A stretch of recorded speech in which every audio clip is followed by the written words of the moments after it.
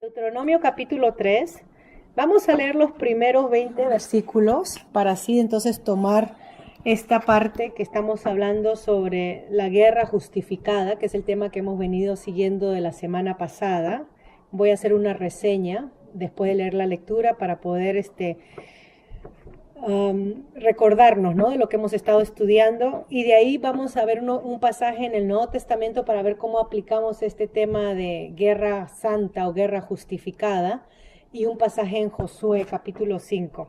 Entonces voy a darle los pasajes del Nuevo Testamento. Es 2 de Pedro capítulo 2 del versículo 4 al 10, 2 de Pedro capítulo 2 del versículo 4 al 10.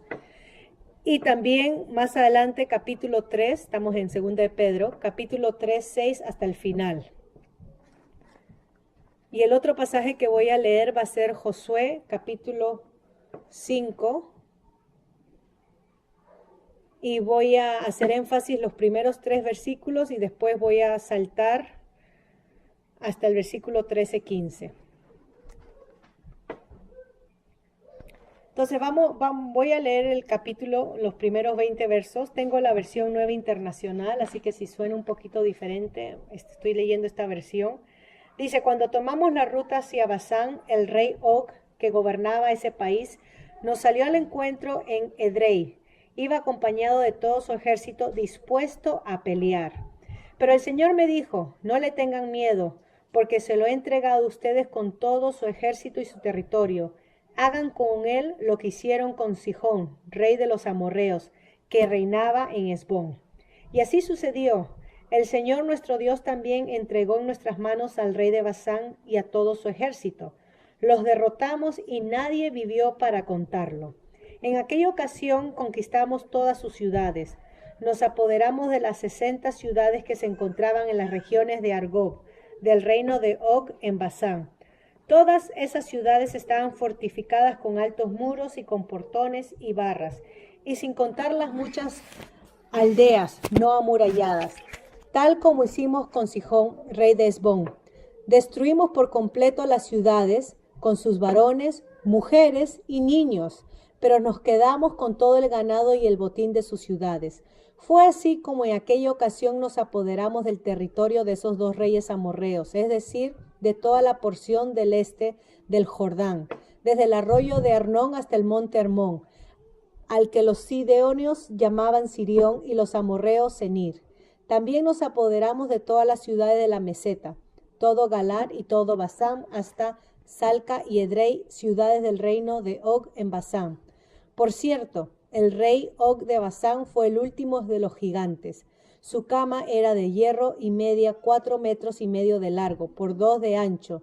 Todavía se puede verla en Rabá en los amonitas. Una vez que nos apoderamos de esa tierra, a los rubenitas y a los gaditas les entregué el territorio que está al norte de Aroer y junto al arroyo Arnón, y también la mitad de las regiones montañosas de Galar con sus ciudades. El resto de Galar y todo el reino de Og, es decir, Basán, se los entregué a la media tribu de Manasés. Ahora bien, a toda la región de Argob en Basán se le conoce como tierra de gigantes. Yair, uno de los descendientes de Manasés, se apoderó de toda la región de Argob, hasta la frontera de los Buesureos y los Macateos, y a esa región de Basán le puso su propio nombre, llamándola Yabot Yair, nombre que retiene hasta el día de hoy. A Marquir le entregué Galad, y a los rubenitas y a los gaditas les entregué el territorio que se extiende desde Galad hasta el centro del arroyo Arnón, y hasta el río Jaboc, que marca la frontera de los amonitas.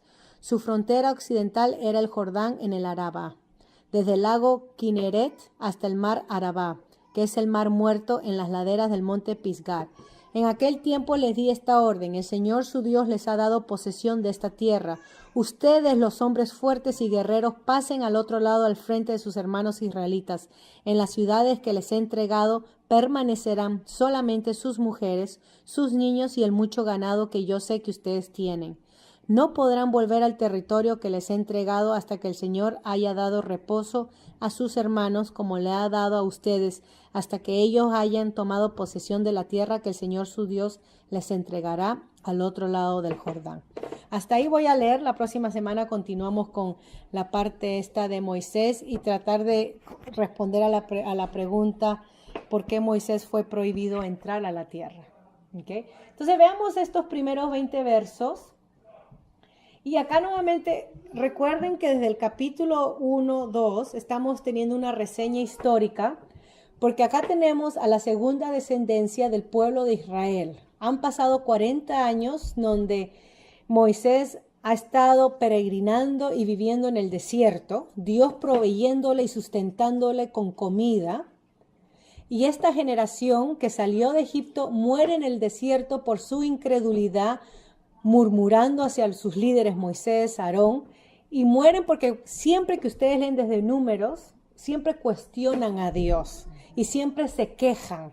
Para esto nos ha traído Dios para matarnos en el desierto. Y una de las quejas grandes, infames que Israel hizo, que vimos en el capítulo 1 de Deuteronomio, es: Dios nos odia. Para esto nos ha traído para matarnos. Entonces hemos visto a través que hemos estudiado Deuteronomio, que Deuteronomio habla sobre Moisés en el monte de Moab, listo para que el pueblo tome la tierra. Entonces Moisés le está dando la ley a esta segunda generación de niños y jóvenes que no murieron en el desierto, los hijos de los que murieron, para que recuerden lo que Dios ha hecho con sus antepasados, con ellos, y para que no caigan en el mismo pecado de rebeldía, murmuración, incredulidad contra Dios. Entonces Deuteronomio trata sobre estas son las palabras, trata sobre la exposición de la ley que Dios dio a Israel en el monte Sinaí. Cuando Dios le dio las 10 palabras, los 10 mandamientos, lo que conocemos, el Deuteronomio habla sobre exponer lo que significa vivir esos 10 mandamientos en la vida de su pueblo, en la nueva tierra que Dios ahora les da. Entonces acá tenemos un resumen de lo que Dios hizo con el pueblo al llevarlos a la parte este del Jordán. Antes de cruzar el río Jordán, donde Moisés no podía cruzar, el pueblo conquistó la parte este. Y hemos visto la semana pasada que les dijo, Dios le da los límites de qué pueblo no debe de conquistar. Dios le dijo: no entren a molestar a Edom, pasen por ellos y cómprenle todo, comida y agua, pero no los molesten, crucen por la carretera que tienen, de la carretera real, que era una carretera antigua donde las caravanas pasaban de un territorio a otro, se comunicaban. Crucen, pero no molesten a Edom, porque yo les he dado la tierra a los hijos de Esaú. Entonces estudiamos cómo Dios es el que reparte la tierra, porque Él es el Dios soberano, Rey del universo. Y Él es el que da tierras a las etnias antiguas. Él se dedicó de esparcir y dar tierras. Y claro, les quitaba a aquellos que la mal usaron, dándole juicio por sus pecados de inmoralidad. Vimos el caso, o referimos el caso de Sodoma y Gomorra en Génesis 19, cuando Dios va a traer juicio a Sodoma y Gomorra y destruir con fuego la tierra por la inmoralidad de esa nación. Y Abraham entonces tiene un altercado, una negociación con Dios de cómo puede ser que Dios destruya toda una ciudad donde hay mujeres, niños, ancianos. Señor, tú no puedes ser tan injusto. Y Dios le dice: si hubiera 50 justos, no la destruyera. O sea que esa ciudad estaba tan plagada, tan llena de maldad, que había llegado a la misma infancia. La sociedad estaba podrida y Dios tenía que eliminarla por beneficio de la raza humana. Dios es el único que puede hacer eso, ¿no? Eso es lo que hemos estado viendo más o menos para agarrar el resumen. Y entonces Dios dice: no entren en tierra de Edom y no entren en tierra de los moabitas, que son los descendientes de Lot. Eso está en el capítulo 2, porque también Dios le ha dado la tierra a los hijos de Lot. Juramento. Ya más adelante, en un futuro, vamos a ver que Dios da juicio a esas naciones más adelante. Pero ahora, en la conquista de la tierra, esas dos naciones tenían que ser respetadas por Israel.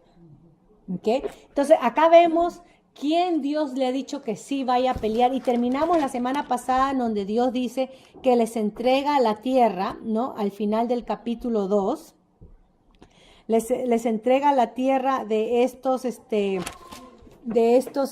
gigantes, el rey Sihón, rey de Hesbón. Dios les entrega la tierra de estos, y vemos, Esta es una aclaración importante porque nosotros tratamos de responder a la pregunta que muchos creyentes confusos y que no se lee la Biblia en contexto y muchos ateos han traído en contra de Dios. ¿Cómo es que Dios manda a su pueblo a aniquilar a naciones, a tribus, con mujeres y niños?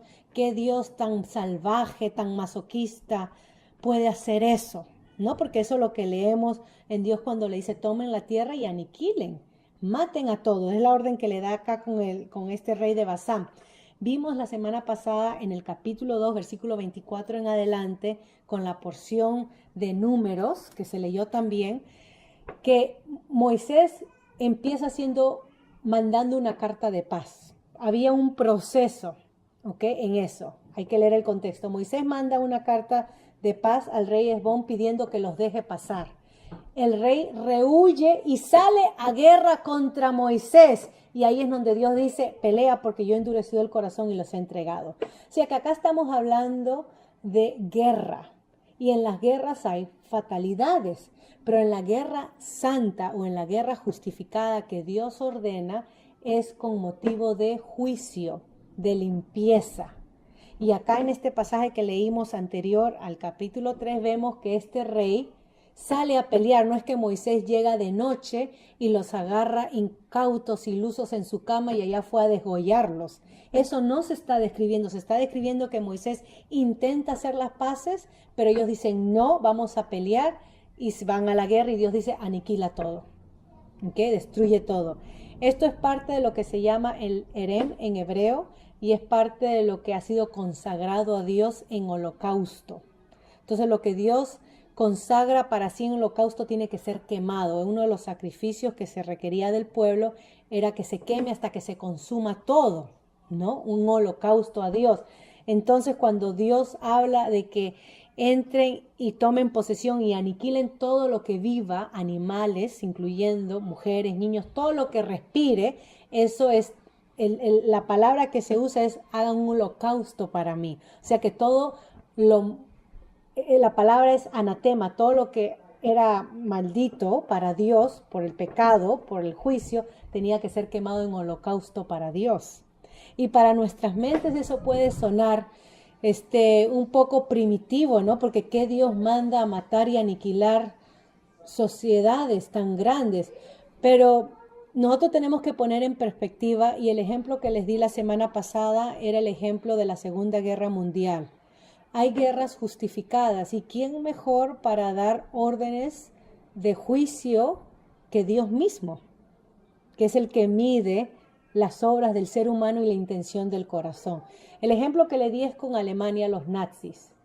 La guerra que se le declaró a los nazis en la Alemania, Inglaterra, Estados Unidos, la guerra que le declaró el oeste a Alemania, era por una causa justa, porque los nazis estaban invadiendo los países aledaños a Alemania, imponiendo su nazismo, donde la raza ariana era superior y aniquilando a las razas inferiores, número uno a los judíos, ¿no? Ellos decían que eran razas inferiores y ellos entraban y mataban y crearon los campos de concentración, conocemos la historia. Entonces cuando otros países dicen ahí nos vamos a meter porque eso es inhumano, no debe de estar sucediendo y nos vamos a la guerra y va a haber muerte, esa es una guerra justificada. Entonces, hay guerras justificadas que vemos ejemplos en la Biblia para eliminar o parar un mal mayor. La guerra, la espada, acá Dios usa a su pueblo Israel para aniquilar y parar la maldad y la inmoralidad de estos pueblos que Dios ya ha estado tratando con ellos, por lo que Dios le dice a Abraham en Génesis 15, 18, dice, el pueblo va a estar por 400 años en Egipto como esclavos, pero cuando ellos salgan yo les entregaré la tierra del amorreo, y le da las 7 naciones, el eteo, del jebuseo, le da esas naciones y le dice, y claro, la pregunta que me imagino que habrán, ¿y por qué 400 años mi pueblo tiene que estar en Egipto de esclavos? Y Dios dice ahí, hasta que la maldad del amorreo llegue a su colmo, les entregaré la tierra. Entonces acá tenemos un Dios justo que manda a su pueblo o usa a su pueblo para hacer juicio contra estas naciones malas. Entonces, el primer caso que tenemos, ese es el segundo caso. Ya vimos el rey Esbón en la semana pasada. El segundo caso es este rey Og. Y toma la misma actitud. Ustedes ven los primeros 7 versículos. Toma la misma actitud donde sale, dice, versículo 1, con todo su ejército dispuestos a pelear. Si este pueblo se hubiera humillado y hubiera aceptado la soberanía de Israel sobre la tierra, como lo hizo Rahab, hubieran quedado a salvo, hubieran pasado a ser parte del pueblo de Israel, como gentiles. Hubieran sido parte del pueblo de Israel como los gentiles y se hubieran humillado y aceptado la soberanía de Israel, y aceptando la soberanía de Israel, reconociendo que no hay otro Dios como Jehová de los ejércitos, el verdadero Dios. Ellos hubieran deshecho de sus ídolos y se hubieran rendido. Pero acá vemos que el pueblo sale a pelear contra Dios mismo. ¿Quién es este Jehová? Como el rey Faraón. ¿Y quién es este que dice deja mi pueblo ir? No lo conozco, no le doy reconocimiento. Esas fueron las altanerías, ¿no? Fue arrogante este Faraón, que no se le da el nombre en la Biblia, para cuestionar a Moisés. Estos mismos reyes tienen esa actitud arrogante de no reconocer la soberanía de Dios sobre la tierra, del único Dios, y es por eso que salen a pelear. ¿Okay? Entonces, versículo 2, nuevamente la orden de Dios, y es la misma orden que le va a dar a Josué después, es no temas temor de él, no tengas miedo, yo los he entregado. La figura que se narra acá es una figura, una metáfora, donde Dios es descrito como un guerrero fuerte, un guerrero fiel. Es la figura que se da acá. Y claro, Dios no es hombre, Dios no tiene semejanza ni es guerrero, pero se utiliza cuando habla de yo los he entregado, yo voy delante de ustedes, yo conquisto. Cuando se utiliza esas frases está hablando que Dios es el guerrero capitán del ejército que va hacia adelante protegiendo y entregando a estos pueblos a Israel. Lo único que tiene que hacer el pueblo es marchar detrás de él, pero conquistar. No puede quedarse quieto, tiene que marchar y conquistar. Y es por eso que esta frase, no tengas temor de él, se usa a cada rato para hacerles recordar a Israel que Dios peleaba por ellos. ¿Okay? Eso es lo que vimos en Números 21:34 y es lo que ustedes pueden leer en Josué 10:8 o Josué 11:6. Por eso dice, yo lo he entregado o te lo voy a dar. Ven ahí en el versículo 2, eso es lo que dice. Esta palabra, te lo he entregado, te lo voy a dar, significa literalmente, te lo estoy poniendo para usted, te lo estoy sirviendo, nosotros diríamos en nuestro español popular, te lo estoy sirviendo en un plato de plata ahí para sus disfrutes. Es lo que Dios está estableciendo, es un verbo común y se repite cerca de 20 veces, ¿ok?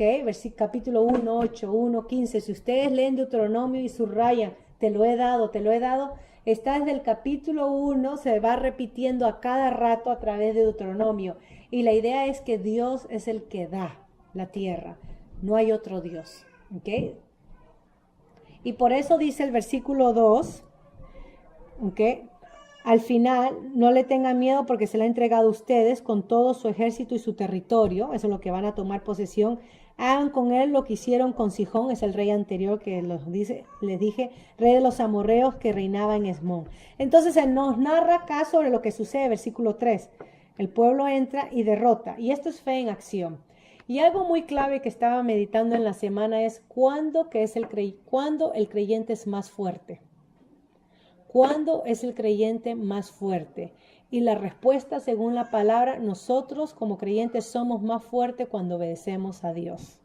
No hay nada que se nos ponga enfrente. Cuando somos obedientes a Dios, somos fuertes. Desobedecemos a Dios, flaqueamos y nos debilitamos. Y nos entra el pánico y nos entra el temor. Y esto es lo que podemos sacar de Israel. Israel ganaba las batallas cuando estaba en pie con Dios, cuando estaba firme con Dios, obediente. Israel perdía cuando dudaba y no seguía lo que Dios le había dado, las ordenanzas. Entonces eso es para nosotros. Olivia, hermana Leonor, nosotros somos más fuertes cuando obedecemos. Y claro, cuando obedecemos, nuestra actitud debe de ser con humildad y sometimiento a Él. No es una actitud arrogante ni para marcar X, ya lo obedecí, ya cumplí, pero es una actitud de humildad. Ya vamos a ver el pasaje de Josué para que vean cómo esto se... Y entonces y se nos dice entonces todas las nombres de algunas ciudades que se conquistaron, ¿ok? Se menciona 70 ciudades que se encontraban en la región de Argob y ciudades fortificadas, muros, portones y barras. Ahí se nos está describiendo un poco de arqueología. ¿Ok? Se nos está describiendo estas ciudades antiguas, que eran ciudades que ya eran establecidas, eran ciudades que estaban preparadas para cualquier invasión y guerra. Es lo que tenemos cuando uno visita Inglaterra o los países de Europa y ve los castillos y cómo los castillos fueron construidos generalmente en pináculos, ¿no? En montañas, ¿no? El pueblo, los ejércitos para poder conquistar tenían que pasar generalmente un puente o ríos, pero los castillos estaban fortificados, bien amurallados allá arriba, donde el rey dirigía al pueblo. Y algo parecido sucedía en estas ciudades antiguas. Lo interesante de esto, a diferencia de Jericó, que el rey no sale, cierra las puertas, ¿no? Este rey tiene la infamia de salir a pelear contra Dios. Por lo menos el Jericó se asustó y cerraron las puertas. No, este dice, ¿y este quién es? Hemos oído cómo venció a Faraón. Hemos oído cómo ha vencido a Sihón rey, porque Dios en capítulo 2:25 les dice a su pueblo, hoy mismo comenzaré a infundir entre todas las naciones que hay debajo del cielo terror y espanto hacia ustedes. Cuando ellos escuchen hablar de ustedes, temblarán y se llenarán de pánico. Las noticias de lo que Dios hizo en Egipto, en el desierto, se habían expandido por todos los reinos y los reyes estaban temblando. Así que había dos, o te rindes o peleas. Y estos reyes paganos que Dios había decidido entregar y aniquilar, decidieron, vamos a pelear. ¿Okay? Así que no estamos hablando de reyes que no sabían de Dios, no estamos hablando de reyes que no habían escuchado de las obras de Dios, estamos hablando de reyes que habían escuchado de las maravillas de Dios y decidieron no reconocerlo. ¿Okay? De eso estamos hablando. Y entonces se nos da estas ciudades fortificadas, se nos dice, versículo 5, ¿no? Y muchas aldeas no amuralladas hicieron lo mismo. Entonces versículo 6 dice, todo se destruyó por completo, varones, mujeres y niños, pero nos quedamos con todo el ganado y el botín de sus ciudades. Ahora, podemos descansar seguros que Dios es un Dios justo. ¿Okay? Si hubo casualidades de mujeres y niños muertos, como los describe el texto literalmente, es porque era el juicio que Dios daba sobre estos pueblos. Estos pueblos hacían sacrificio de niños. ¿Okay? El dios Moloch de los amorreos, Moloch se llamaba, era un dios donde demandaba sacrificio de niños.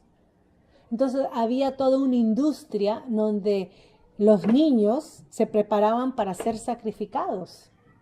Entonces cuando Dios da castigo y aún los niños son casualidades de guerra o tienen que morir, es porque el mal ya está arraigado en su propio ser. Dios no es un Dios injusto, no es un Dios injusto. Yo le comenté que vi para poder entender, ¿no?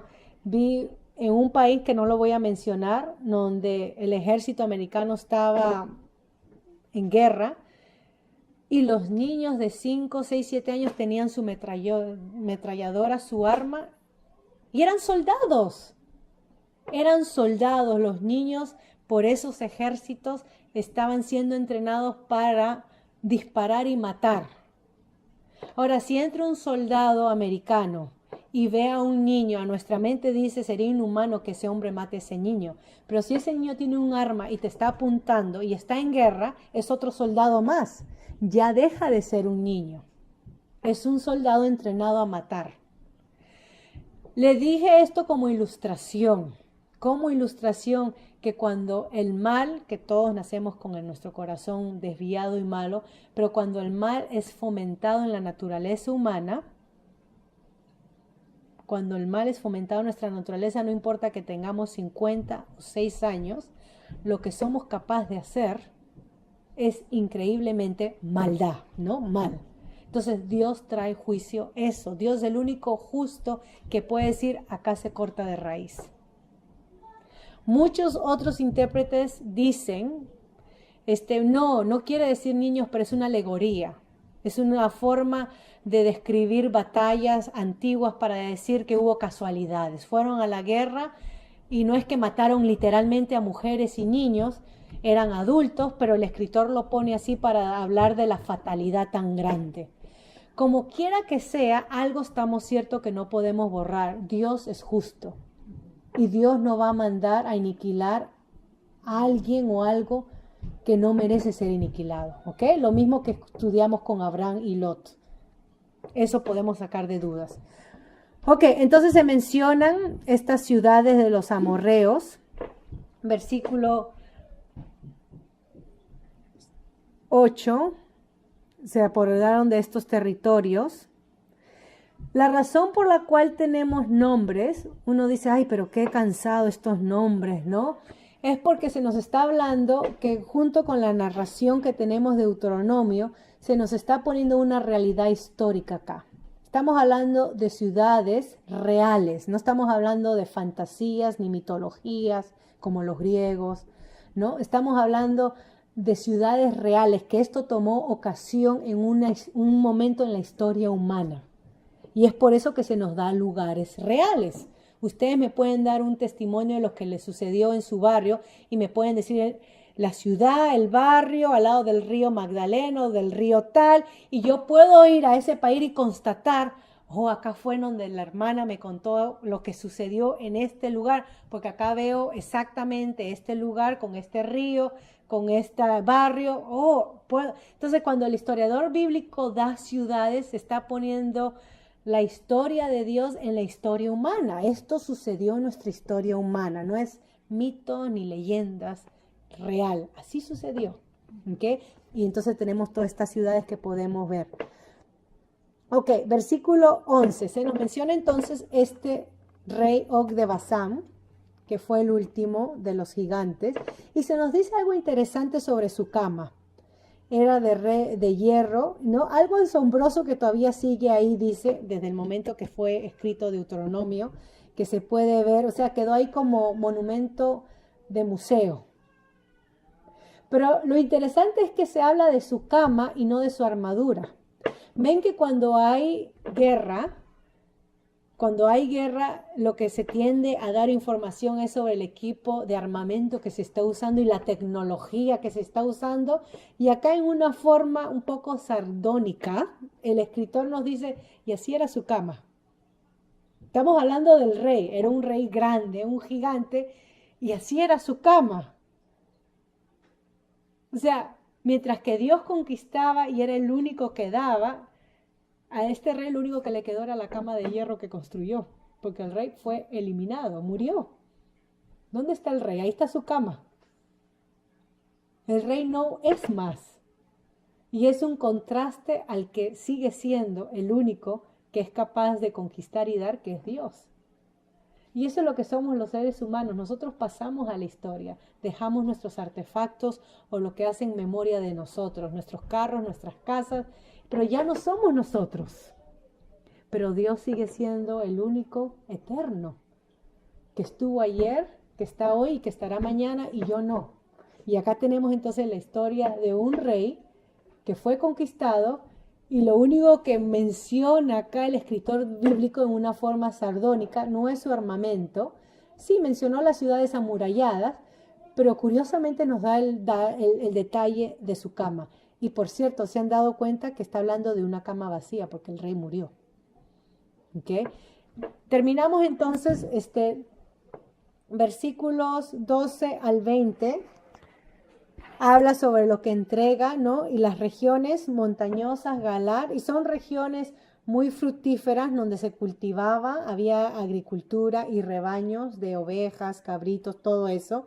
Y todo eso entonces se comienza a entregar a la media tribu de Manasés, tal como Dios le dijo a Moisés.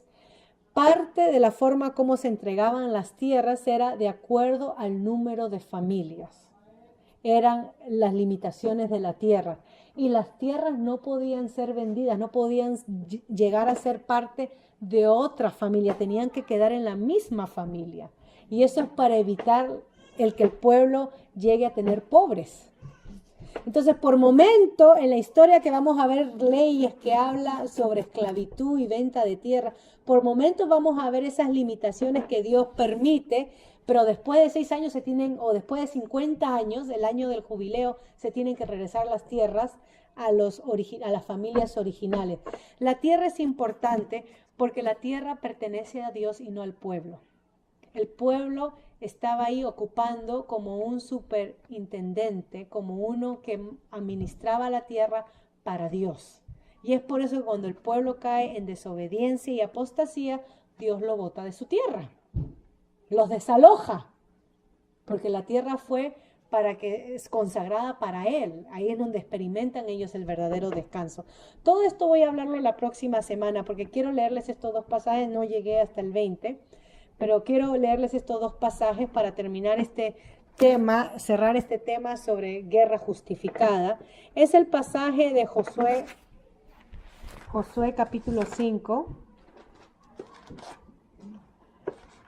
Si me permiten solamente leerles, ustedes pueden leer todo el pasaje, ¿no? Pero quiero leerles versículo 13 al 15, ¿ok? Ustedes pueden leer lo que sucede antes. Pero versículo 13 al 15, mi versión nueva internacional dice así: Cierto día Josué, que acampaba cerca de Jericó, levantó la vista y vio a un hombre de pie frente a él. Este es antes de entrar al lado oeste, ¿no? Ya Moisés murió. Y dice que lo vio espada en mano. Josué se le acercó y le preguntó: ¿Es usted de los nuestros o del enemigo? Y es precisamente esto, el pueblo está entrando a conquistar y no sabemos si pertenecen al pueblo o es del pueblo que debe ser conquistado. Pero a mí lo que me fascina es la respuesta que da este comandante. Dice: de ninguno. Ven ahí, de ninguno.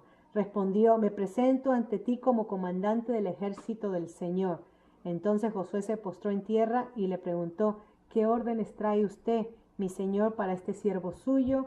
El comandante del ejército del Señor le contestó: quítate la sandalia de los pies, porque el lugar que pisas es sagrado. Y Josué obedeció.